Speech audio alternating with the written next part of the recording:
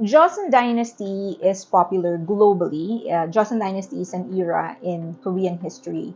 So globally, that era is very, very popular because of its consolidated and effective rule over the territory. During the Joseon Dynasty, they reached the peak of their culture, trade, literature, science, and technology. So they advanced a lot of things and sort of set the foundation for what Korea has become right now.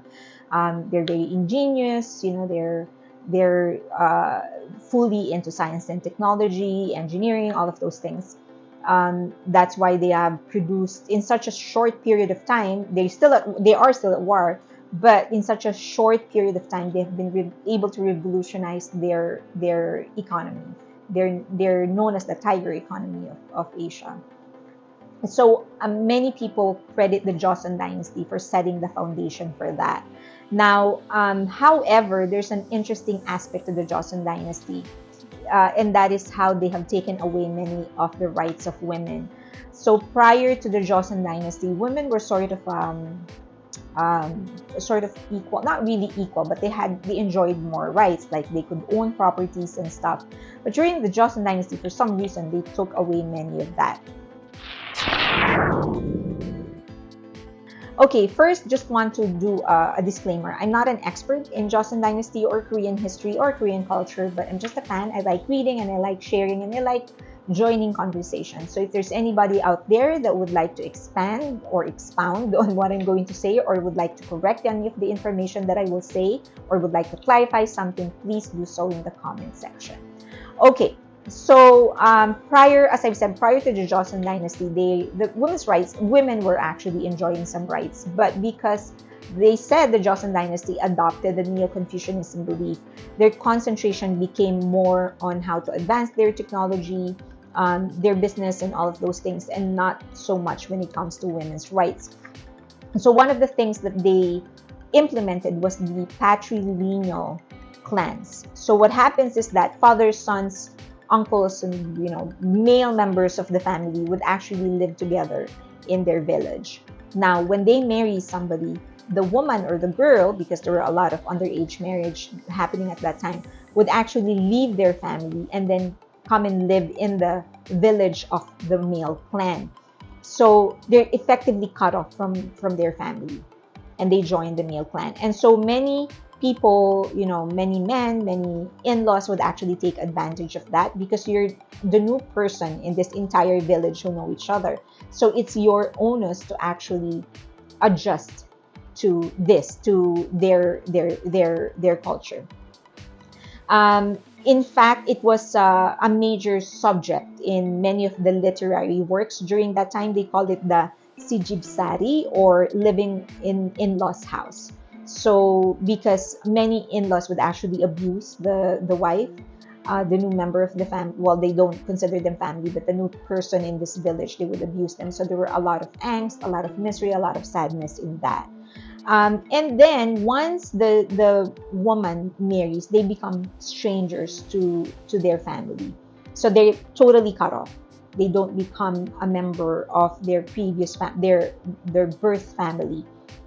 So they lose the right to inherit anything from their family, which made them desperately dependent on their husbands, and many men actually took advantage of that. So that's why many women ended up being enslaved by their husbands, by their in-laws and stuff. Women are also just members of a clan and not an individual. So when they do the genealogy, like the family tree, the woman would be identified by their clan name, and not by their own name. So this is to make it easier for the man's family to know with whom they have alliances with. So no first name, they don't identify you. So basically what happens is the woman actually keeps the surname of her birth family.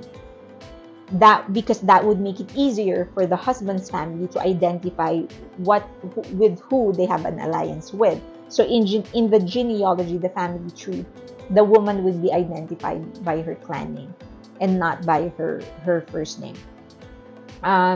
So there was actually like, because of this, there were some like discussions that were going on which one is the more patriarchal society. Like in the Western and many Asian countries, actually in the West and many Western, or in some Western countries, women actually choose to take the name of their husbands, or in some countries required to take the name of the husband.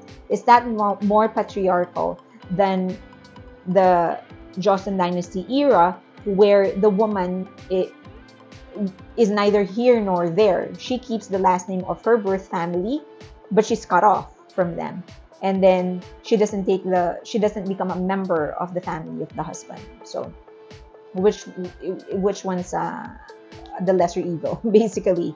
Okay, there was also no divorce and no remarrying. So if the husband dies, you cannot remarry. If your husband beats you up and whatever, abuses you, and you want to separate, you cannot remarry. This is unfortunate, of course, in so many levels, but one of the greater tragedy is for young girls, because there were a lot of underage marriage happening at that time. But even though they get married at a young age, if their husbands die, they can't remarry. So they will have to be alone for the rest of their life, and that is okay if that's what they want. But if they want to marry, then they can't do that. It's really not explained what is the principle behind it. Some people think that it has something to do with like the purity of the wife, that the husband should be the only man to have ever had sex with the woman.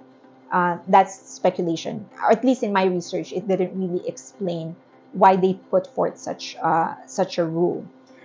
Next is, there is what they call the 7 evils. So if the woman does any of these 7 things, or become any of the 7 things, they actually can be stoned to death, or killed, or murdered, something like that. So these are the 7 things: disobedience to parents-in-law; 2, they can't bear a son; 3, lewdness; 4, jealousy, especially towards younger concubines. So if your husband has like 7,000 concubines and you're jealous with one of them, or all of them, or any of them, that's not allowed. 5, disease. So if you get sick with cold or something like that. And if you talk a lot. And last, if you steal. So men would actually have affairs, and they would rape like low-class women and slaves, and they will get away with it. But if a woman does any of these things, or become any of these things, like they can't bear a son, then they can actually be hanged to death. Okay. They would also pity women against other women. Original wives would actually enjoy a little bit more privilege than concubines. So they are upper class women, would usually end up being the original wife, and they would be allowed to talk to slaves or other people within the village. But if you are a concubine, you're stuck in the inner village. That's what they call it, the anche, inner chambers. Now, the original wives would actually play an important role in the marriage. They would actually have to study. They would have to learn how to read and write, do all of those things, learn about proper decorum, learn about the government, because they need to teach their sons. So that's their role. They need to learn so that they could teach their son. A secondary wife or a concubine cannot take up civil service exams, so they can't work. And they are also completely erased from genealogy and ancestor rituals, even though it was very common for wealthy men to actually have concubines. So it's acceptable, they can have concubines, but still they're sort of ashamed for it or something like that. So they definitely discriminate between the first wife and the concubines. They say that this is the primary reason traditional folk music, Korean folk music, is actually very sad, because a lot of the emotions of those folk music or folk songs actually started in the Joseon era, and the sentiments were all about this, the oppression, the sadness, and the misery that they subjected women to. It is interesting how such a progressive era could change the country in so many ways, economically, science-wise, technology-wise, engineering-wise, but they couldn't recognize women. So I understand from my reading that it is because of the Neo-Confucianism principle, but still it doesn't sort of match that. How can you recognize the need for progress in terms of science and technology and business and economy, but not recognize the rights of women? Okay, so as I've said, I just share that because I find that interesting. Um, and I don't, if there's anybody out there that could provide, like, shed light on that, how that development happened, would be happy to hear more from you. Thank you.